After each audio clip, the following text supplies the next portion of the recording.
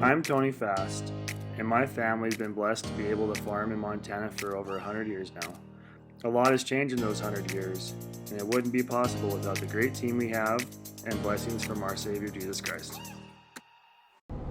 Well, we got all the peas sprayed now on this side of the farm, wheat as well, and canola. So we are ready to move to the last two farms yet. We got to spray. And I'm gonna go check those fields, see what we need for spray. We got rain moving in here after a little bit, so timing is borderline perfect. I think we're gonna be all right on our rain fast, which is a time from when you spray to when the rain can happen and not wash the chemical away. So I think we're good there. So let's see what the fields look like up north. Time to start looking at fields here. We got some Russian thistle, buckwheat, kochia, pigweed,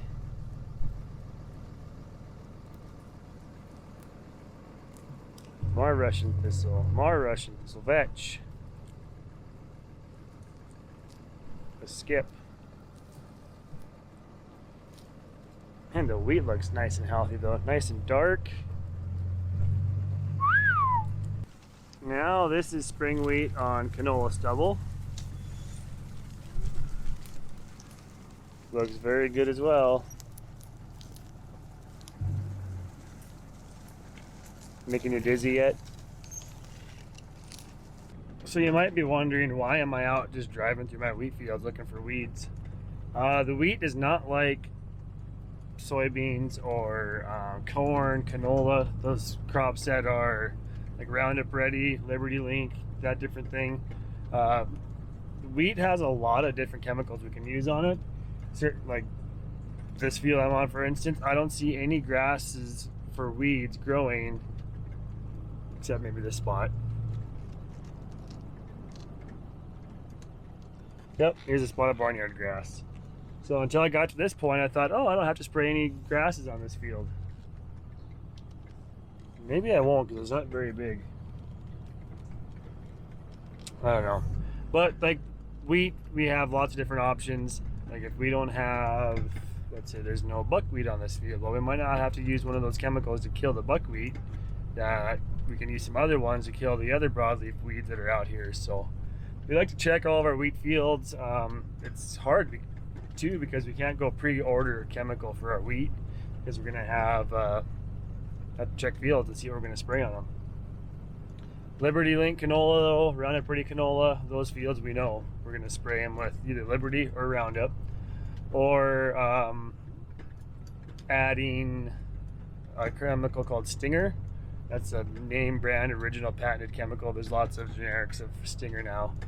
But those, the Stinger is good for the tough to kill, like Canadian thistle and some of those weeds. It's just a little extra boost to help out the Roundup on killing those ones, those tough to kill ones. So that's what we're gonna go look at after we drive up to this hemp field. Hemp, then canola, then we're done. See these weeds here, the yellow flowers on them? This is a skip whole sprayer width pass that was coming in this direction, and it shut off too early or turned on too quick coming off the end of the field. That is why we spray before we seed. Just a test plot. We'll call it a test plot.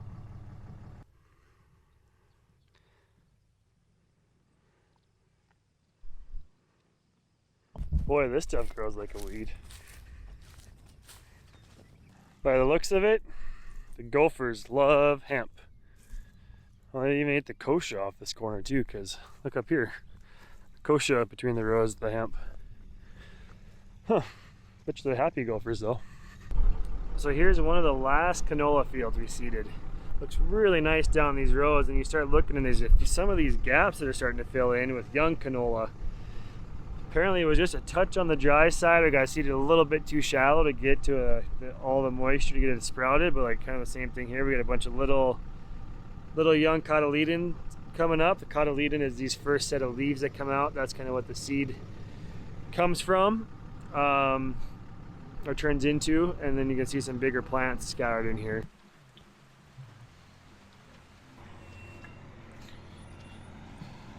3500s into a 1500s forecast. Thank goodness I got my Ariat waterproof work boots. Links in the description. Why not? So I'm back at the shop here, and it's work on Seth's smoker that's been in the shop for 9 months. It's been baking in the oven for a while, they would say.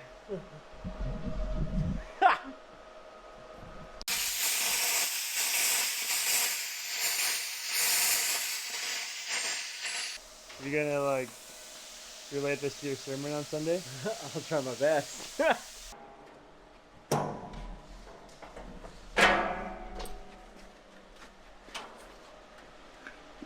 Maybe like 34 and a half. 30, 38 and a quarter. Well, we ended up with 6/10 of rain overnight. Yesterday evening, last night, whatever. Amazing, amazing rain.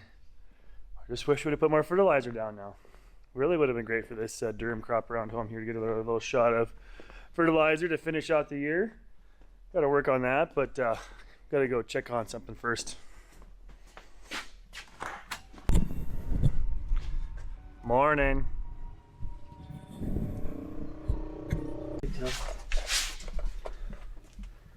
The strap iron one around the back, right? Yeah. Looking at that one, I don't think we can tell. Yeah.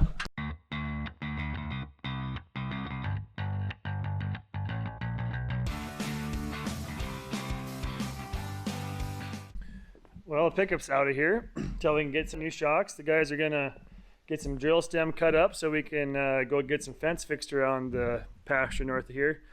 Getting a few cows that we can butcher this fall. Kind of some chore stuff for the girls to do. Graining them per day to fatten them up, and then we'll fill the freezer this fall and do it all in here like we used to.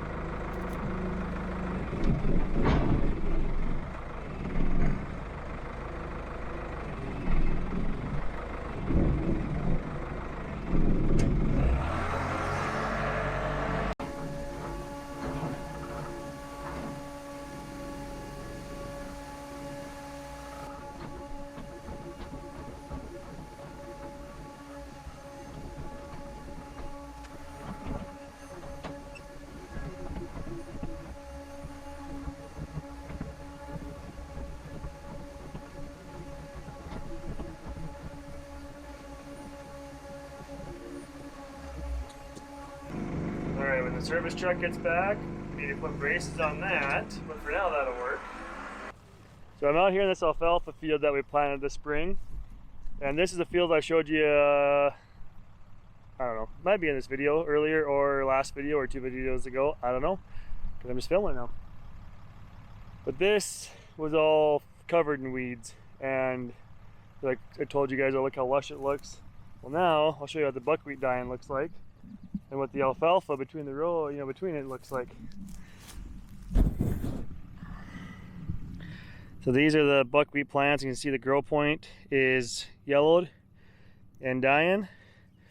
And then there's alfalfa between the rows here. These plants that are gonna really take off now. And look at this over here where it's seated between the stubble rows from last year's wheat stubble, how much taller it is.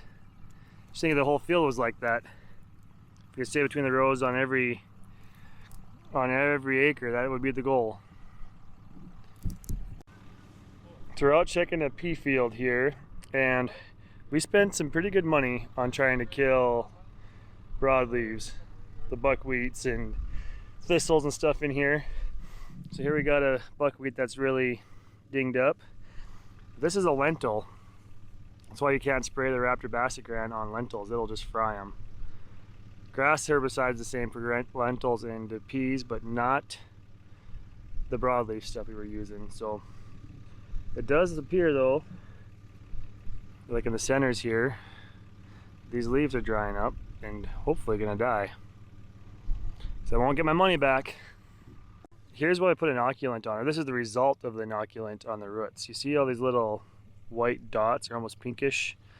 That is what the inoculant causes to they call these nodules. And that is where the nitrogen is created on the roots. And that's what makes a pulse crop very beneficial to the soil, because that's adding nutrients to the ground for next year's crop. It also creates fertilizer, the nitrogen that this current crop needs, and any extra will be available for next year's crop. More dying weeds. One of the toughest one to kill, Canadian thistle.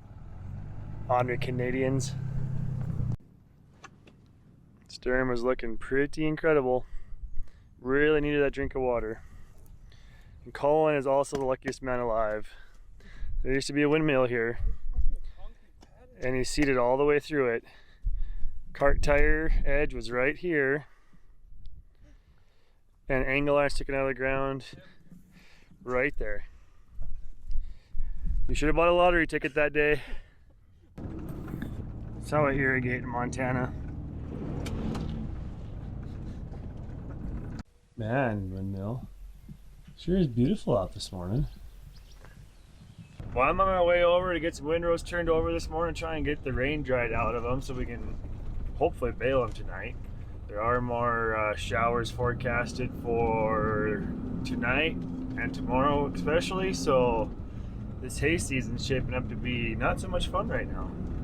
But the rest of the crops are getting some good rains, so I'll sacrifice a little hay quality on 40 acres that are swathed down right now to benefit the rest of the farm.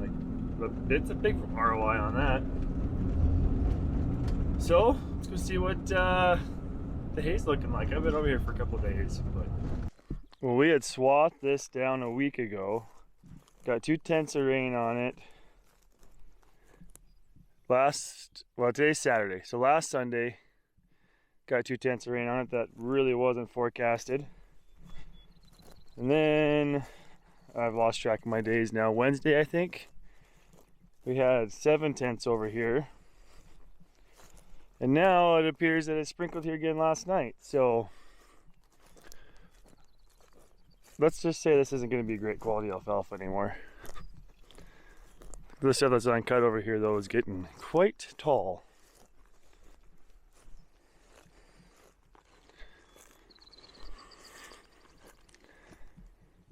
And blooming. I really wanted to cut this a little earlier, have a little better quality, but it still make good hay.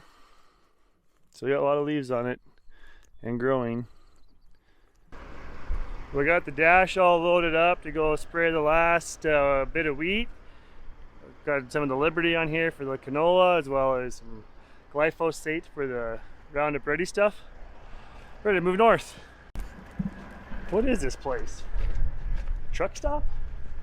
Well, there's more rain in the forecast tomorrow. I think we're just gonna leave that hay until Monday and turn it and get some more rain on it, but I don't know, really should not have swathed that last Saturday.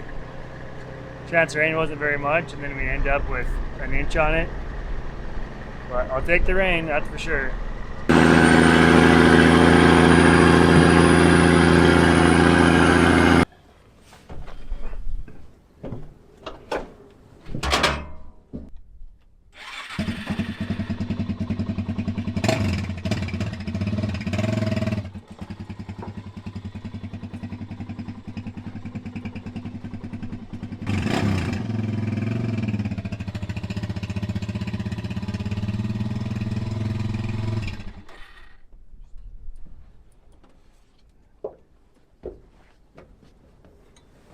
Just kidding. I don't have the guts to do that. Thought I did though. Well, we are up here on the last of the spring meat to spray. Dad's got the first load in the sprayer, and he's going here on the first quarter. We are spraying Axial and Talinor right now. It'll take care of the Axial, will take care of any of the grass weeds, wild oats, darnel and barnyard grass, different things like that. The Talinor is going to take care of all the broadleaves, all like Canadian thistle, Russian thistle, buckwheat, kochia, whatever we got out there for those weeds. And I'm gonna mix up another batch for him, so he is ready to go when he gets back here. Shoot another 1,200 gallons on the sprayer in 4 minutes.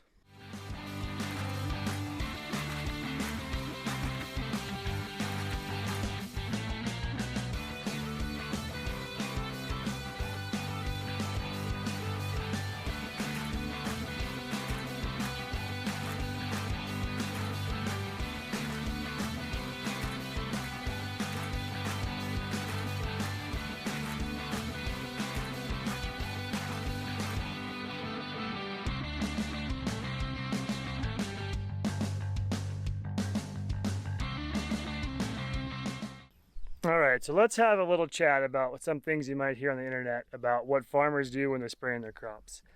A lot of times I hear or see headlines or hear see posts, whatever, on social media that farmers are drenching their crops in chemicals. And is that true? No. For instance, that far cone has a grass herbicide in it. That's 15 ounces per acre. These other two cones here have two of the broadleaf sprays in them. That is about 13.75 ounces per acre. So total spray volume is 7.8 gallons per acre.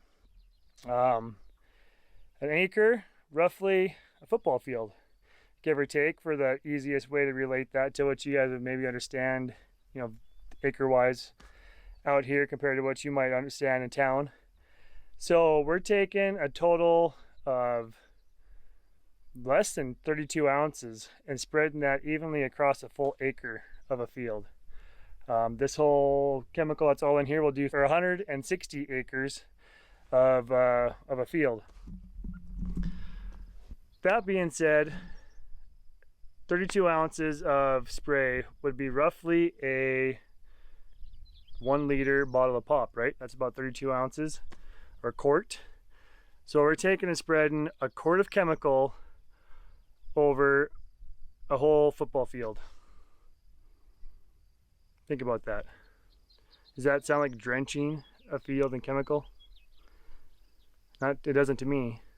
7.8 to 10 gallons per acre of total spray solution, which is mostly water, like way more water than anything.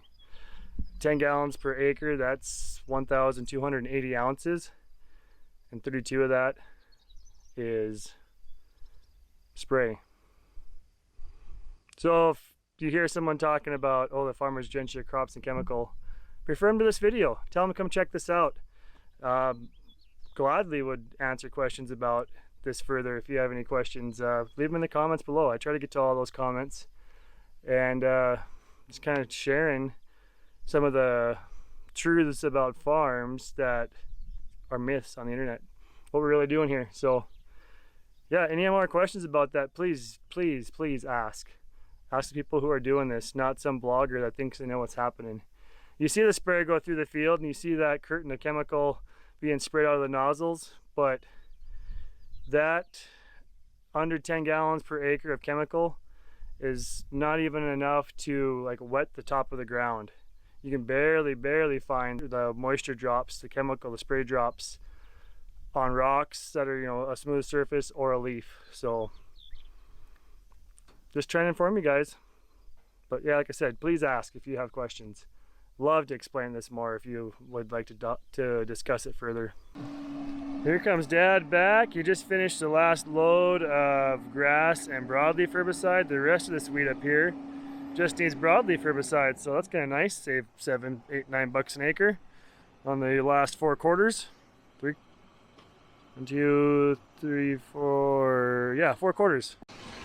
So these blue lights, I should explain these. They're kind of dirty right now. Should be washed, but they have a blue lens on a blue LED. They're from Larson Lights. And instead of putting a LED light on every nozzle so you can see them at night, see your spray pattern with your white lights on, and those blue ones, it'll show up better at night. So check them out at Larson Lights. They are cheap and pretty effective. Look at that sunset. We're going home. Good night, windmill.